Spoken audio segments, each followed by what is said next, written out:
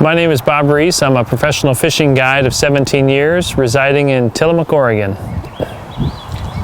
Fishing for a living is a privilege. There's no other way to explain that. Fishing is in my blood. To get to participate in a sport, a recreation, and an industry that I'm 100% behind and fully engaged in, it's nothing but a privilege.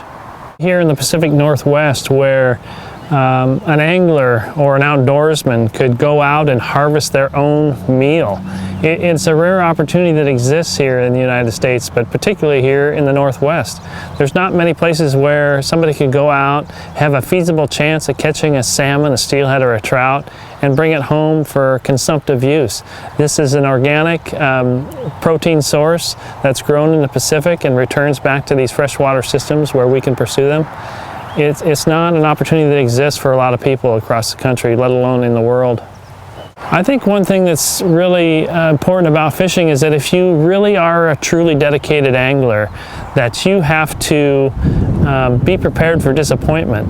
Catching these fish, catching wild salmon in Oregon and in the Pacific Northwest is a real challenge. If there's one thing that anglers consistently want out of their effort when they're pursuing fish, no matter what species it is they want to be able to take it home. They, not only from a pride perspective, but it's a healthy protein source that they can feed their family and friends. It's a sense of ownership that they caught this fish, they are bringing it to share with their community. We historically had access to all runs of wild fish just a decade and a half ago. Now we have severe restrictions. The fishing industry is one of the most restricted industries in Oregon and probably in the United States. Here in Tillamook County, restrictions are in place on systems such as the one behind me. These are spawning sanctuaries and rearing sanctuaries for wild salmon. We have to adhere to those regulations to ensure that those species exist beyond what the needs of the industry are. Probably the greatest threat to our salmon populations is ocean acidification. The acidification of the ocean destroys the phytoplankton population, which those salmon depend on, both as adults and as juveniles.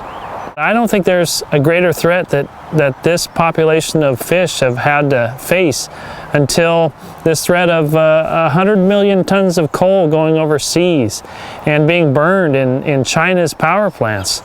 The result being a tremendous carbon input into the atmosphere that eventually drifts back over here to the Pacific Northwest, comes back as acid rain, changes the makeup, the pH of the ocean where these fish rear for the majority part of their life, and changes the whole ecosystem from the bottom up, with a strong possibility that we could be facing complete collapses of salmon populations that are already greatly threatened.